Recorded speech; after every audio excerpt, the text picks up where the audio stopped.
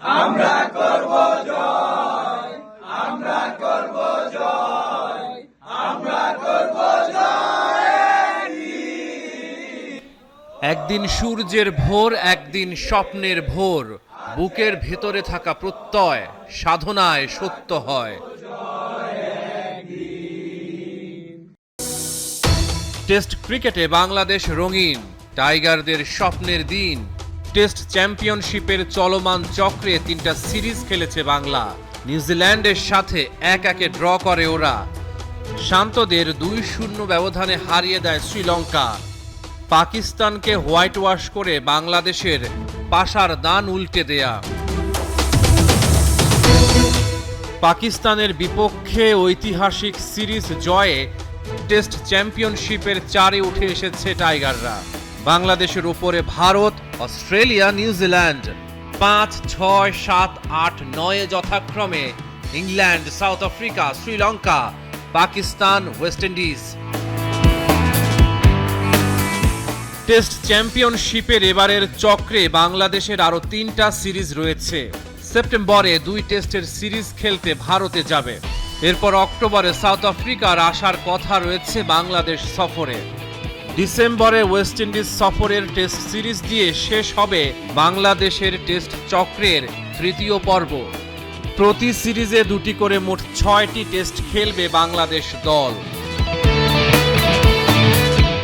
বিশ্ব টেস্ট চ্যাম্পিয়নশিপে প্রতিটা জয়ের জন্য 12 পয়েন্ট, ড্র হলে 4 ও টাই হলে 6 পয়েন্ট।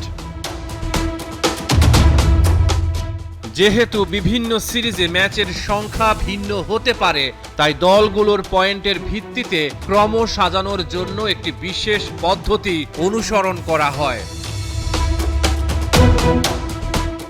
প্রতিটা দলের মোট অর্জিত পয়েন্টকে তারা যে পরিমাণ ম্যাচ খেলেছে সেই ম্যাচগুলোর সম্ভাব্য সর্বোচ্চ পয়েন্টের শতকরা হিসাব বের করে ক্রম সাজানো হয়। এই পদ্ধতিকে পয়েন্ট পার্সেন্টেজ সিস্টেম বলা হয়।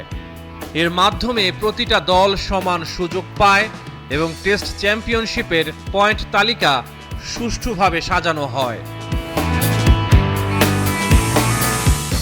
বাংলাদেশ যদি হাতে থাকা শেষ 6টি টেস্ট ম্যাচ জেতে এবং কোনো পয়েন্ট জরিমানা না করা হয়, তবে তাদের পয়েন্ট শতকরা হিসেবে সর্বোচ্চ 72.91% হতে পারে।